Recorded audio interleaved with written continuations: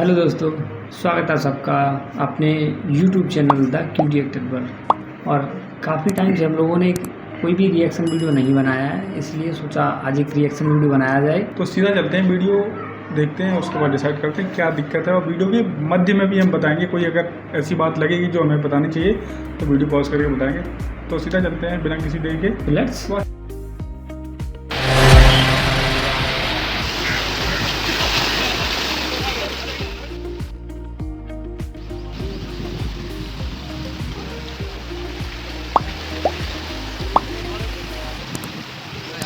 कितनों का नुकसान हुआ है।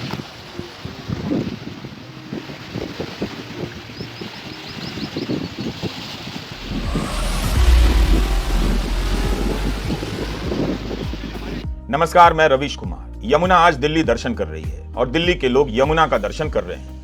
जिस नदी को लेकर दिल्ली बेखबर हो चुकी थी, वो नदी आज दिल्ली की खबर ले रही है। यमुना में पानी का जो लेवल है वो 45 साल के रिकॉर्ड को तोड़ चुका है।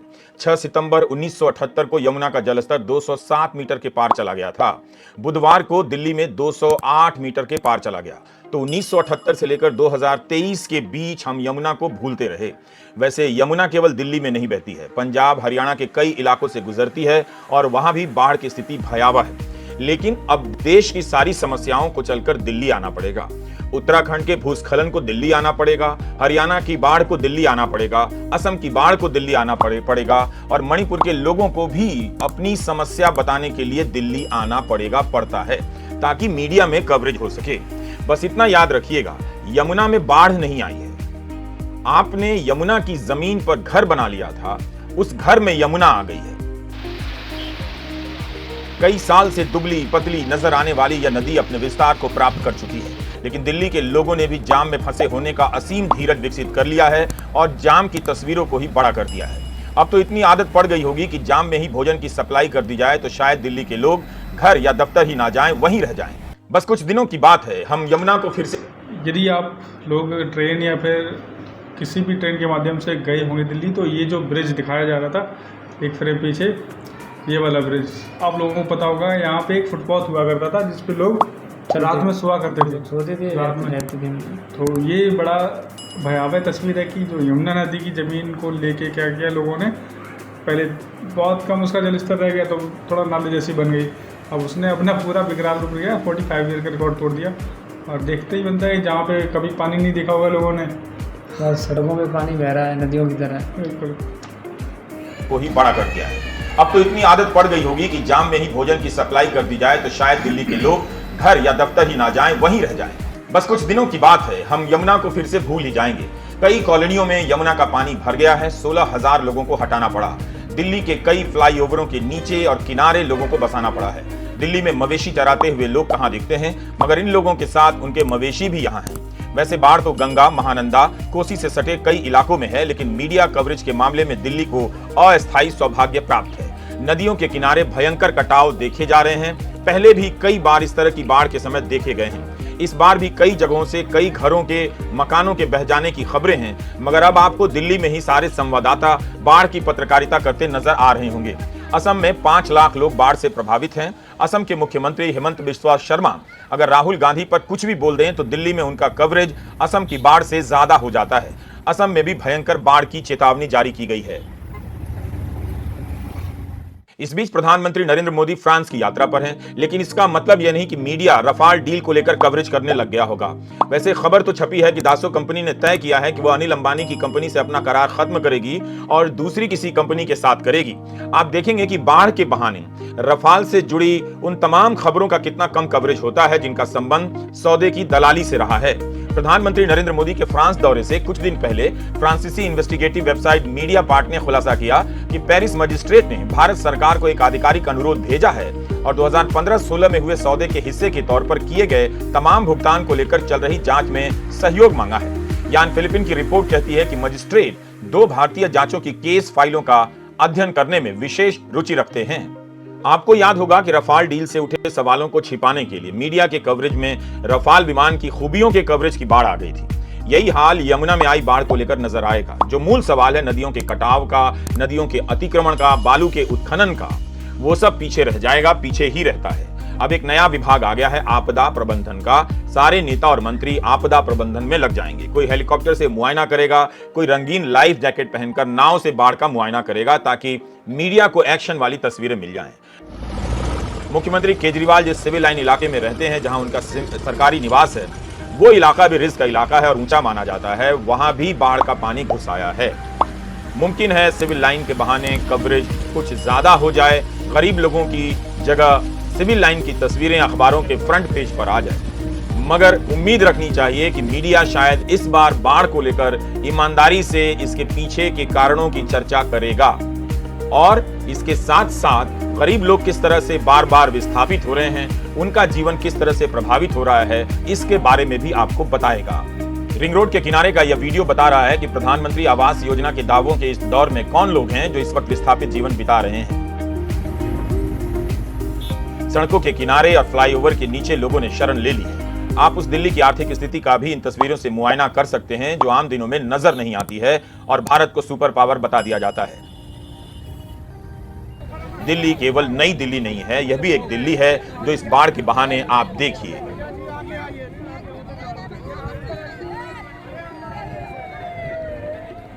हम आपको याद दिला दें कि 2010 और 2013 में भी दिल्ली में बाढ़ आई थी। तब भी यही इलाके प्रभावित हुए थे। आप चाहें तो 21 जून 2013 को छपी भारत लाल सेठ की डाउन टू अर्थ की रिपोर्ट को फिर से पढ़ सकते हैं। तब भी यही हाल था। यमुना में पानी का लेवल 207.32 मीटर हो गया। यह 1978 के रिकॉर्ड स्तर से जरा सा ही कम था। 204.83 मीटर खतरे का निशान माना जाता है। यमुना में समय समय पर बाढ़ आती रहती है। यह प्राकृतिक प्रक्रिया है जिसका अब एक नया नाम है आपदा। इस रिपोर्ट में लिखा है कि अगर आप बाढ़ के पुराने रिकॉर्ड देखेंगे तो पता चलता है कि 25, 50 और 100 साल में बाढ़ आती रहती है। कब आएगी हम नहीं कह सकते। डाउन टू अर्थ में जल संसाधन के एक पूर्व सचिव रामास्वामी अय्यर का बयान छपा है।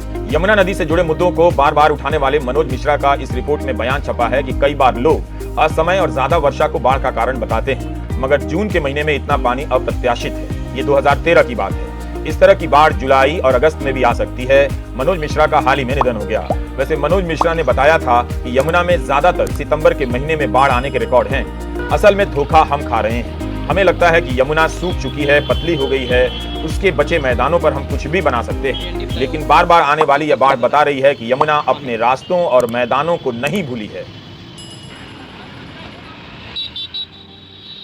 तो जून में बाढ़ आ चुकी है, सितंबर में आती ही रहती है। अब आप जुलाई में यमुना में बाढ़ देख रहे हैं। यमुना का अध्ययन करने वालों ने जो कहा, जैसा कहा, वही हो रहा है।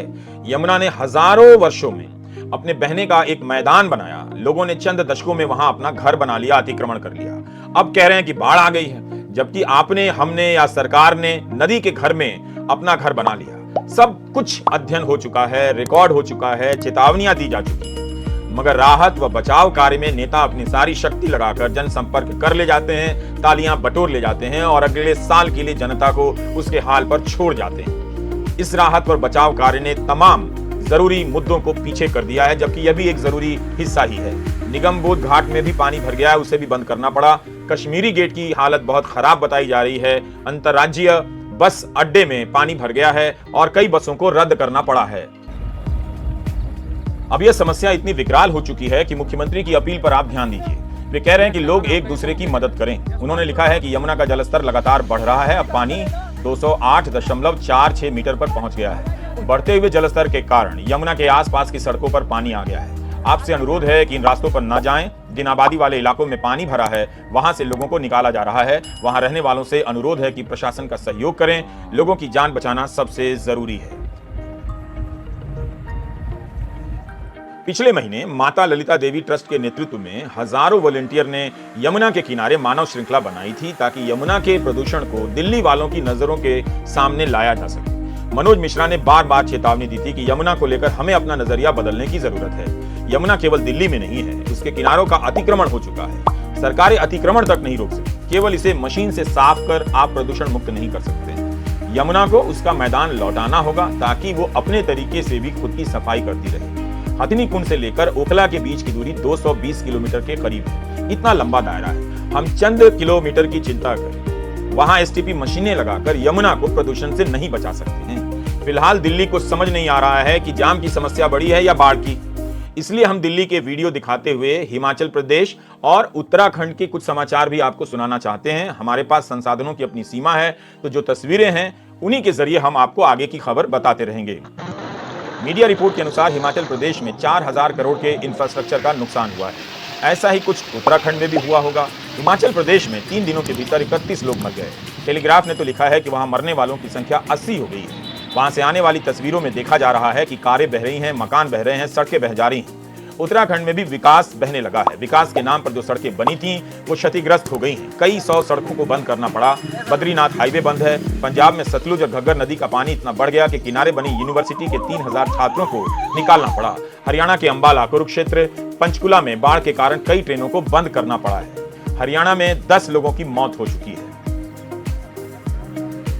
तो ये इस बाढ़ का प्रकोप है। जान माल और बुनियादी ढांचों का भयंकर नुकसान हुआ है। बारिश का 1 महीना विकास की बोगस राजनीति के 11 महीनों पर भारी पड़ गया है। पहाड़ और नदियों के किनारों का अतिक्रमण करते समय सरकार से लेकर जनता तक लापरवाह रहती है। सबको लगता है कि कोई देख नहीं रहा है और अब हाल यह है कि देखा नहीं जा रहा है। नमस्कार, मैं रवीश कुमार।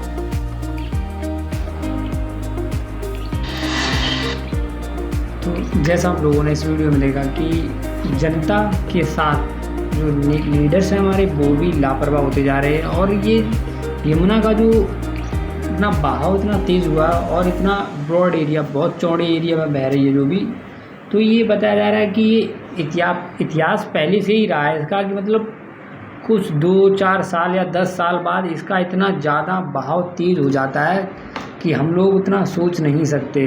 और कुछ टाइम में अगर इसका बहाव कम हो जाता तो हमें लगता है शायद यमुना का जो रास्ता है वो इतना ही रह जाए, सकरा सा है, लेकिन दिखाया जा रहा है बहुत चौड़ा एरिया है यमुना का। और जिसमें उसके रास्ते में अगर हम घर बना लें, कंपनी बना लें, कुछ भी अपनी प्रॉपर्टी बना लें आगे, तो क्या होगा कि कुछ समय तक तो रहेगा ठीक है, लेकिन जिस समय यमुना का जल स्तर बढ़ा तो बस सब साफ।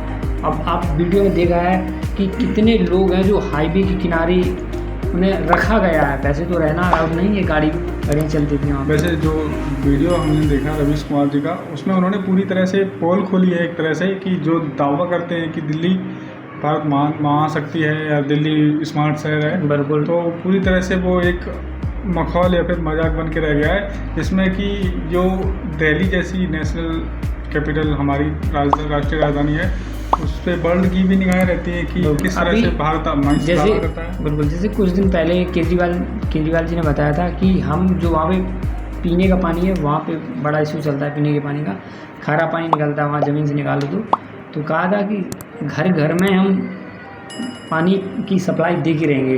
तो ये वीडियो देख के लगता है कि अब दिल्ली में घर घर में पानी पहुंच रहा है। बिल्कुल उनकी बात साबित होती हुई दिख रही है। बिल्कुल वैसे जो भी मतलब हो, नेताओं को हम लोगों को ध्यान से देखना है, ध्यान से चुनना है, और वो क्या कहते हैं, किस तरह से हमारा फ़ायदा उठाते हैं, आपदा में क्या करते हैं। वही उन्होंने बोला ना कि अगर ये बाढ़ जैसे डिजास्टर या फिर आपदाएं आती हैं, मेन चीज़ बिल्कुल अगर भारत के किसी अदर स्टेट में आ जाए तो वहाँ पे चलता है, क्योंकि वो इतना डेवलप एरिया नहीं होता है। अगर भारत में बात होती है स्मार्ट सिटी की, तो दिल्ली तो भारत की राजधानी है, कैपिटल है, तो वहाँ पे जो सुविधाएं वो सबसे ज़्यादा होनी चाहिए।